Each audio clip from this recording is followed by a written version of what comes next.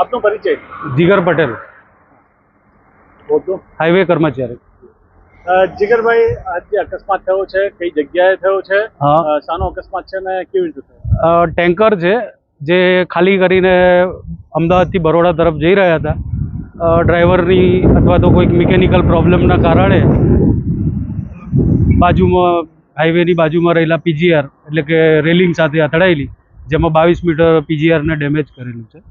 અત્યારે અમે ambulance staff, highway patrolling staff ઘટના સ્થળે હાજર છીએ. પોલીસને જાણ નથી કરી હજુ, તો પોલીસ હજુ સુધી પહોંચ્યા નથી, તૈયારીમાં જ લાગે છે. જે રીતે જોવા મળી રહ્યું છે, લાગે છે કે ડ્રાઈવર છે નશાની હાલતમાં હોય? મે બી હોઈ શકે, લાગવા પરથી તો એવું છે, અને સ્થળ પર જોવાથી એવું લાગે છે કદાચ ટ્રકમાં બી ખામી હોઈ શકે. કોઈ જાનહાનિ નહીં થઈ. કેટલા વાગે અકસ્માત થયો અને શું સ્થિતિ? આશરે 2 વાગ્યાની આજુબાજુ થયું છે. અત્યારે અમારા આઈઆરબી તથા પાર્થ રેલકોન પ્રાઇવેટ લિમિટેડ કંપની તરફથી એમને સેફટી આપેલ છે ટ્રકને, જે આપ તસવીરમાં જોઈ શકો છો. અને તમે જ્યારે અહીંયા સ્થળ પર પહોંચ્યા ત્યારે ડ્રાઈવરને શું હાલત હતી? ડ્રાઈવરને પૂછ્યું કે ભાઈ તને વાગ્યું નથી ને? તો કે મને વાગ્યું નહીં.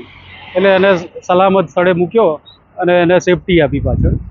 ટ્રક માલિકનો કોઈ સંપર્ક કર્યો? સંપર્ક કર્યો, પણ હજુ સુધી એ લોકો પ્રોપરલી કોઓપરેટ નહીં કરતા.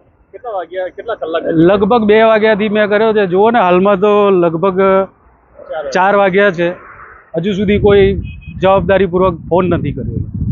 હમણાં મારું આવે છે, મારું વાહન આવે છે, મારું ક્રેન આવે છે. મેં કીધું હું મારી ક્રેન બોલાવો ભાઈ, સાઈડમાં કરાવો, પણ એ લોકો કોઓપરેટ નહીં કરતા. કઈ કંપનીનું વાહન છે? માલિકનું નામ? માલિકનું નામ કંઈક શિવમ નામ આવ્યું છે. હા,